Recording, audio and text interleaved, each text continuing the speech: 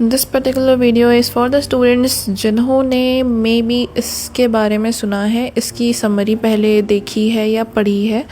तो इस वाली वीडियो में हम पर्टिकुलरली वो डिस्कस नहीं करेंगे, हम इस नॉवल की थीम डिस्कस करेंगे, इसका इंट्रोडक्शन हम देखेंगे और इसकी क्रिटिकल एप्रिसिएशन और भी कुछ छोटी छोटी चीज़ें हैं जो हम देखेंगे।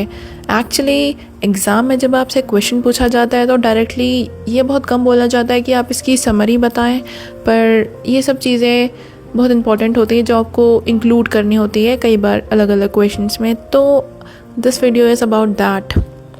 सो अगर आपने समरी नहीं भी देखी है तो कोई बात नहीं, आप इस वीडियो के बाद देख सकते हैं, नहीं तो फिर आप बेटर अंडरस्टैंडिंग के लिए पहले समरी देख आइए, 5-10 मिनट लगेगा बस, और फिर you can continue with this video. Okay, so let's begin with the introduction part here. So जब भी आप कोई आंसर लिखते हैं एग्ज़ाम में, बेटर मार्क्स के लिए आपको हमेशा उसके बारे में कुछ इंक्लूड करना चाहिए, इंट्रोड्यूस करना चाहिए उस पर्टिकुलर पीस ऑफ वर्क को। So this friction novel is written by Mark Twain. He is an American novelist and humorist. His pen name is Samuel Langhorne Clemens. और कमाल की बात यह है कि मार्क ट्वाइन कहलाते हैं फादर ऑफ अमेरिकन लिटरेचर, क्योंकि इनका कंट्रीब्यूशन बहुत ज़्यादा है अमेरिकन लिटरेचर में। और मैंने कहा कि ये एक ह्यूमरिस्ट भी हैं, तो ह्यूमरिस्ट का मतलब क्या होता है? मतलब कि एक ऐसा जो कि अपनी राइटिंग में एक ह्यूमर का यूज़ करता है और अलग अलग टॉपिक्स को डिस्कस करता है। तो इस जो पीस ऑफ वर्क है इसका एग्जैक्टली सेंटर क्या है, इन्होंने क्या डिपिक्ट करने की कोशिश की है इसके थ्रू? इन्होंने रिफ्लेक्ट किया है सोशल रियलिटीज़ के ऊपर, और इनके समय में जो सोशल टेंशन थी उसको इससे दिखाने की कोशिश की है, यानी कि 19th सेंचुरी की बात है ये। सो इन्होंने जो फेमस वर्क्स लिखे हैं उनमें से एक है the adventures of Tom Sawyer जो 1887 में लिखा था, और एडवेंचर्स ऑफ हकलबेरी फिन उसके बाद 1884 में जो इन्होंने लिखा था। तो बेसिकली जो the adventures of Huckleberry Finn है वो टॉम सॉयर के बाद लिखा था, और वो उसका कंटिन्यूएशन है एक तरीके से। उसमें जो कैरेक्टर था हक, उसी की स्टोरी को आगे दिखाया गया है। तो इस नावल के बारे में एग्जैक्टली ख़ास क्या है, ये नावल क्यों स्पेशल है?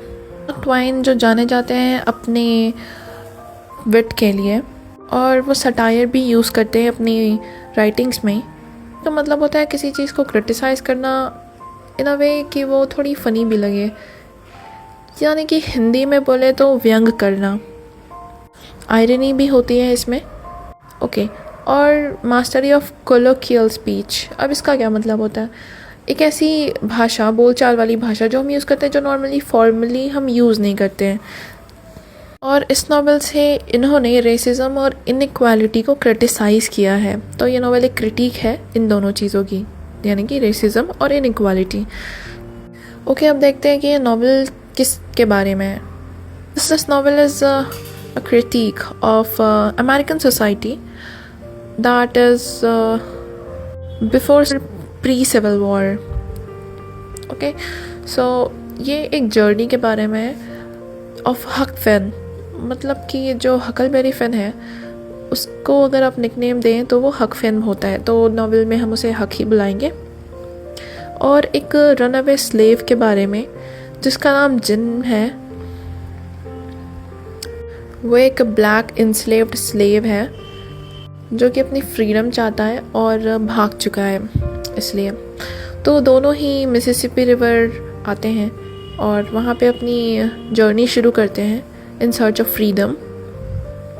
एंड अगेन मैंने बहुत ज़्यादा डिस्क्रिप्शन अच्छे से नहीं दिया है यहाँ पे, कि या फिर समरी नहीं दिया है इस नॉवल की, क्योंकि हम एग्जैक्टली ये नहीं कर रहे हैं। ओके, नाउ मूविंग फॉरवर्ड, हम देखते हैं कि इस नॉवल की जो सबसे ज़्यादा प्रोमिनेंट थीम्स हैं वो कौन सी हैं। तो एज यू कैन सी इसमें रेसिज्म है, फ्रीडम है, मोरालिटी है, और उन्होंने ये भी दिखाया कि सोसाइटी की हिपोक्रेसी कैसे होती है। कुछ कुछ इंसिडेंट्स हुए थे इनके साथ जो हमें बताते हैं कि सोसाइटी किस तरीके से हिपोक्रेट है। ये नॉवल दिखाता है कि साउथ का कल्चर कैसा था, मतलब कि साउदर्न कल्चर अमेरिका का, और ये एक अनफ्लिंचिंग क्रिटिक है स्लेवरी की। अब ये अनफ्लिंचिंग क्या होता है? अब देखिए, अगर मैं आपको इनफॉर्मली बताऊं तो जैसे एक मीम नहीं है, ब्रो डिड नॉट हेजिटेट, तो फिर कुछ कुछ वैसा ही। तो बेसिकली एक बोल्ड डिपिक्शन या फिर uncompromising depiction. He did not shy away from exposing harsh realities of injustice. That's why. इसलिए मैंने कहा कि bro did not even hesitate. Okay, anyways.